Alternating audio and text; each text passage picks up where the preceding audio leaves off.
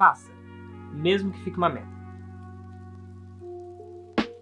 Oi, gente linda, meu nome é Lucas Buric, eu sou fotógrafo e artista visual, mas minha formação é em arquitetura e urbanismo. Eu acho que a melhor forma de começar esse vídeo é contar a minha história de fracasso. Durante toda a primeira metade do meu curso de arquitetura, eu mandei muito mal nas matérias de projeto, que são tecnicamente as principais matérias do curso, que é onde a gente junta tudo que a gente está aprendendo ao mesmo tempo. No primeiro período, essa matéria de projeto ela é mais abstrata, eu nunca tinha a mínima noção do que estava acontecendo, sempre estava completamente perdido e eu quase reprovei nessa matéria. No segundo período, a gente fazia uns espaços de exposição, um diretório acadêmico, umas coisas mais simples.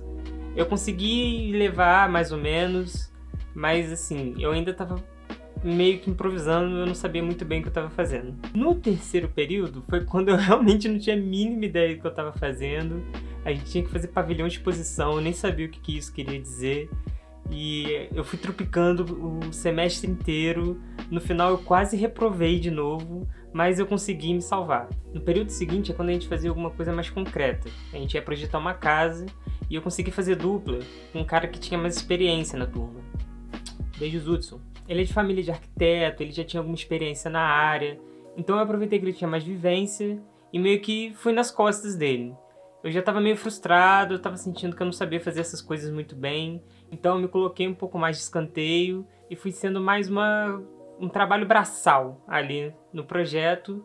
E, bem, deu certo. Como eu não estava tendo que fazer a parte criativa da coisa, a gente ficou com notão, ele tinha ideias muito boas, eu estava ajudando ele a executar as ideias e a coisa rolou.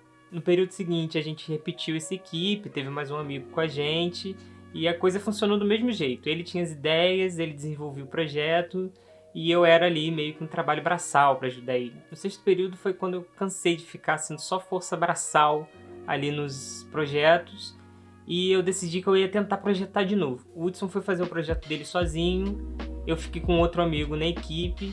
Cara, a gente trabalhou duro o semestre inteiro, a gente virou noite, a gente se empenhou porque a gente queria fazer um negócio legal. Esse amigo meu, ele tava nessa mesma vibe de provar que a gente conseguia fazer um projeto bom, que a gente conseguia passar com uma nota boa, e no final nosso trabalho deu resultado. A gente reprovou. Cara, eu nem preciso dizer que eu fiquei me sentindo um lixo depois dessa reprovação.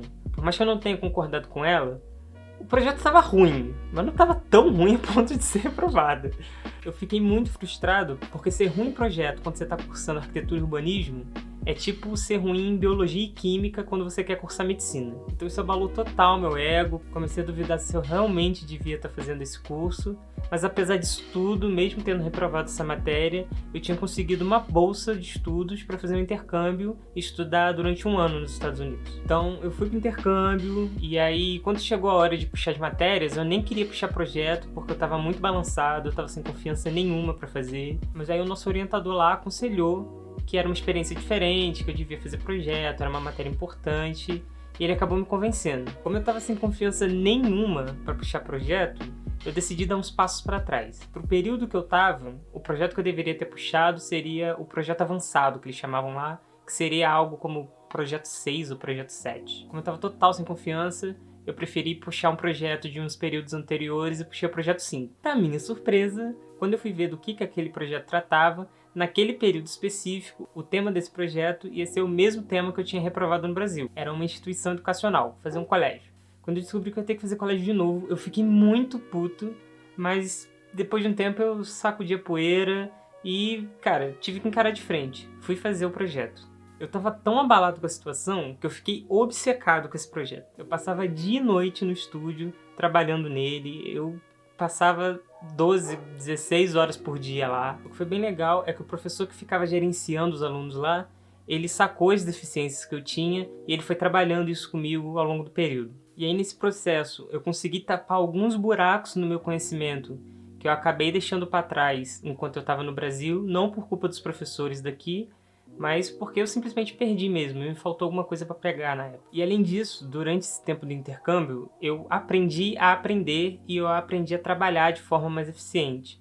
Com os amigos que eu fiz lá, e até mesmo com esse professor, eu fui aprendendo a trabalhar de um jeito mais inteligente e isso foi mudando o jeito que eu fazia as coisas durante todo esse tempo de faculdade. Embora eu não goste mais tanto desse projeto de intercâmbio, Eu fiquei com uma nota muito boa nele, e isso me ajudou a dar uma recuperada na confiança quando eu voltei pro Brasil. Já de volta, em terra tupiniquim, eu tinha que pagar aquela matéria que eu tinha reprovado, né? E lá fui eu puxar a escola em projeto pela terceira vez. Eu tava com sangue no olho, eu tava doido pra fazer esse projeto, porque eu queria provar pra mim mesmo que agora eu sabia fazer esse negócio. E dito e feito, a equipe do projeto que trabalhou junto comigo entrou nessa onda, a gente trabalhou bastante e no final o esforço realmente valeu a pena.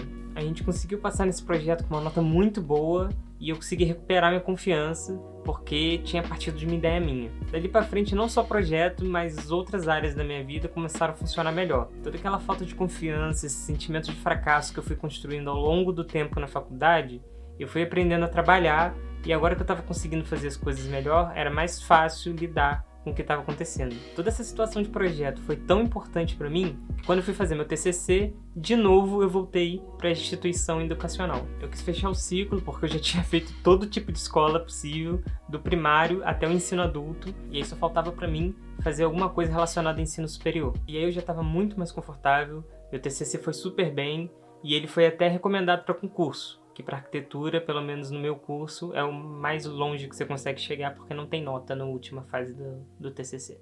Eu sei que pode parecer que não foi um fracasso catastrófico que destruiu a vida, que eu entrei em falência ou algo do tipo, mas foi o ciclo de fracasso que eu vivi. Foi com ele que eu aprendi muitas coisas e foi com ele que eu aprendi que fracassar não necessariamente é uma coisa ruim. Ela é uma parte importante de um processo de aprendizado. Se sentir um fracasso é um sentimento muito amargo e em tempo de rede social é um sentimento muito comum quando a gente está se comparando o tempo todo com outras pessoas que estão em momentos diferentes da vida. A gente tenta fazer algo múltiplas vezes e essas coisas dão errado. A gente ouve 1 milhão de histórias de pessoas que conseguiram chegar lá ou atingir seu objetivo em muito pouco tempo, enquanto a gente parece que está batendo de frente com um muro repetidas vezes, sem parar. Mas depois desse ciclo que eu vivi, eu aprendi a lidar melhor com esse sentimento e eu entendi quando ele está chegando perto de mim, enquanto eu estou sentindo ele de uma forma negativa, a trabalhar ele e entender o que eu posso fazer para me sentir melhor. Quando eu vejo em retrospectiva, eu consigo entender os passos e as coisas que aconteceram comigo e o que eu fui tentando, que foi dando certo e o que foi dando errado. E por isso que eu quis contar essa história aqui para vocês. Mesmo que na época eu não soubesse o que eu estava fazendo, hoje em dia eu consigo tirar algumas dicas dela para passar para vocês. Eu acho que a primeira dica que tem na minha história é de pedir ajuda. E isso foi algo que eu fiz errado. Quando eu formei um grupo de projeto com alguém que já tinha experiência, eu estava buscando ajuda para melhorar. O problema é que eu fiz disso uma muleta. Ao invés de melhorar, eu meio que me joguei de escanteio e fiquei numa posição mais confortável para garantir que as coisas iam dar certo, porque eu já estava cansado de tudo dando errado. Eu sei que às vezes a gente cansa de dar murro em ponta de faca, mas quando a gente pede ajuda, a gente tem que pedir ajuda para melhorar e não para alguém carregar a gente. Tanto porque não vai ser bom pra gente, porque você não vai evoluir, tanto porque não é justo com a pessoa, que vai ficar sobrecarregada te carregando nas costas. A segunda dica é não se comparar.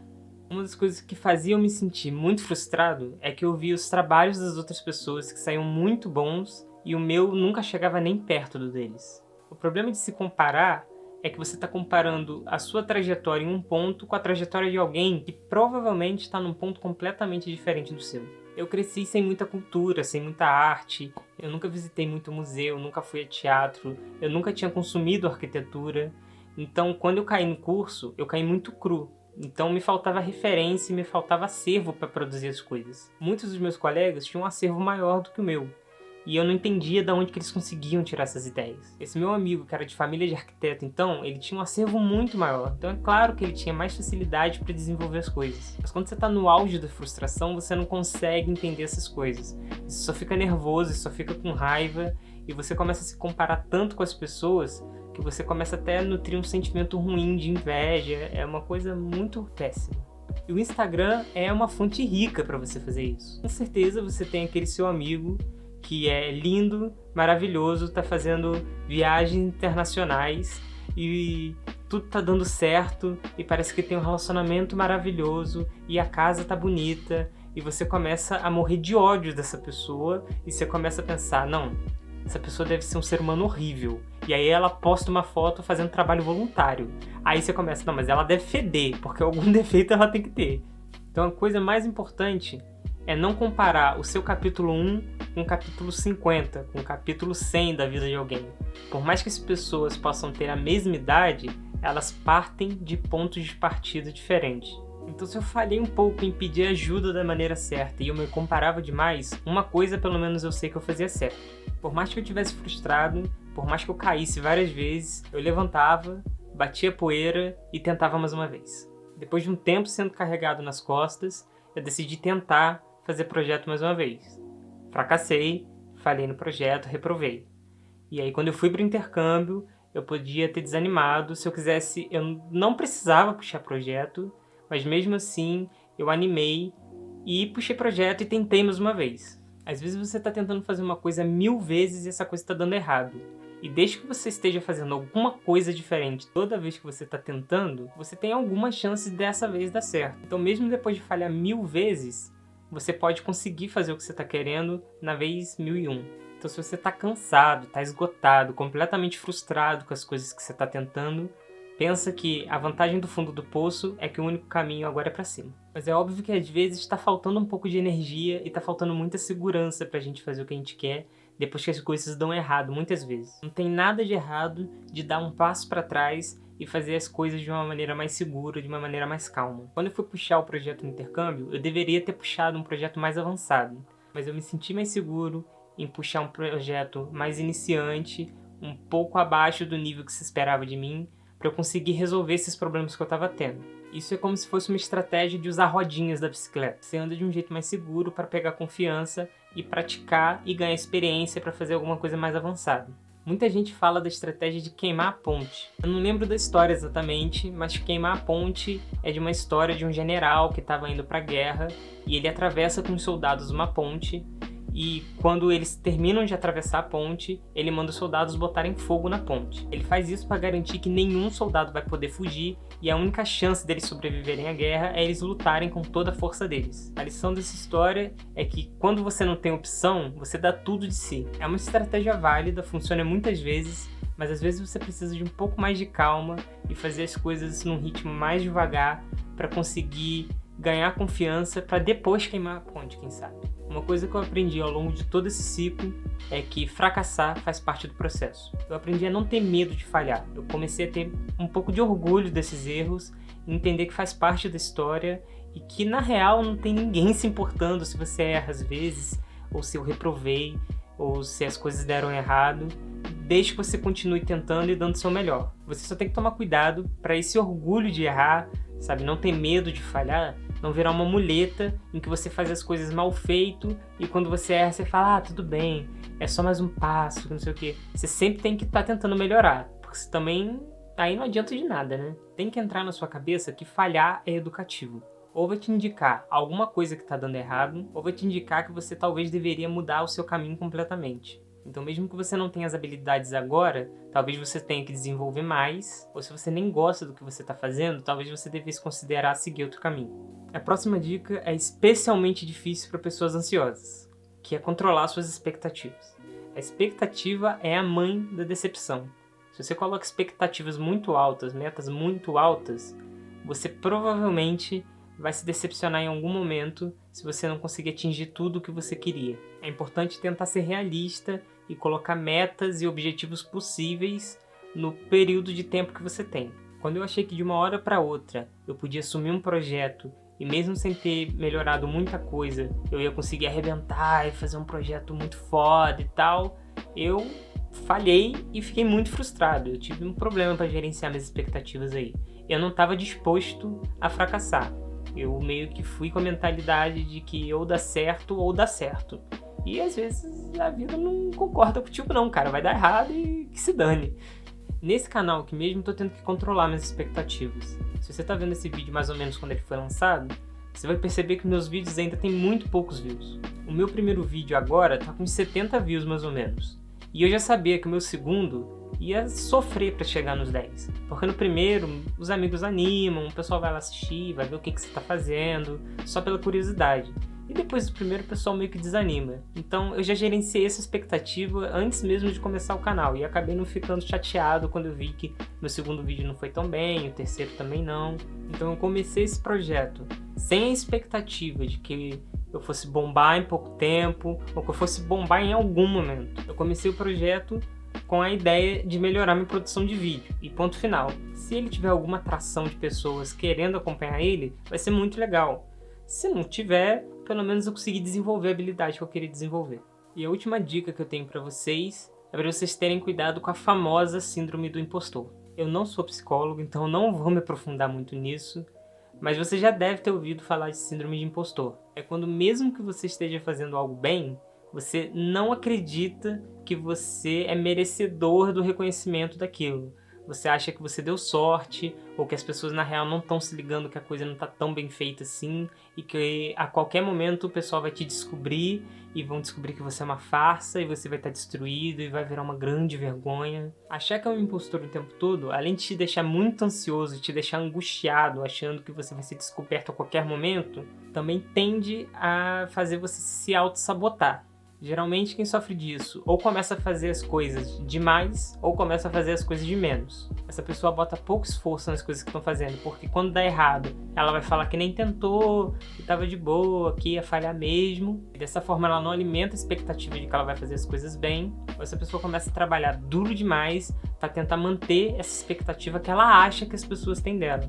E na real, ninguém tá ligando, tá todo mundo vivendo a própria vida. Eu sei que é muito fácil falar assim, mas acredita, eu não sou nenhum monge zen. Volta e meia eu ainda me pego me comparando com alguém, eu me pego meio que pra baixo, achando que minhas coisas não estão andando, minha vida não tá andando. Mas depois de viver esse ciclo, eu aprendi a gerenciar um pouco melhor esse sentimento. Quando eu falho em alguma coisa, eu tendo a entender melhor que é só uma parte do processo e que tudo bem, é só eu ajustar o que deu errado e tentar mais uma vez. E quando eu me pego me comparando com alguém, eu tento entender que essa pessoa está em outro momento da vida, ela pode ter tido outras vantagens e outras desvantagens, e ela pode ter tido mais habilidade, e tudo bem, isso não tem nada de errado. Essas dicas não são uma pílula mágica para te trazer paz e tranquilidade e felicidade instantânea. Dizer que essas dicas vão resolver a sua vida seria a mesma coisa que eu dizer para uma pessoa com depressão para deixar de ficar triste. Essas dicas são só pensamentos conscientes, coisas para você perceber quando você começar a entrar nesse tipo de situação e você refletir, se autoanalisar e conseguir focar em se mover para frente ao invés de você ficar remoendo esse tipo de sentimento. Então, se você gostou desse vídeo e gostou desse papo mais solto, eu criei esse canal como um projeto para me forçar a fazer mais vídeos e começar a entender como posso melhorar essa área de produção. E se você quiser me acompanhar nesse papo sobre criatividade, produtividade e vida em geral, curte aí, se inscreve, ativa o sininho e comenta aí embaixo qual é o seu fracasso. E eu te vejo no vídeo número 5.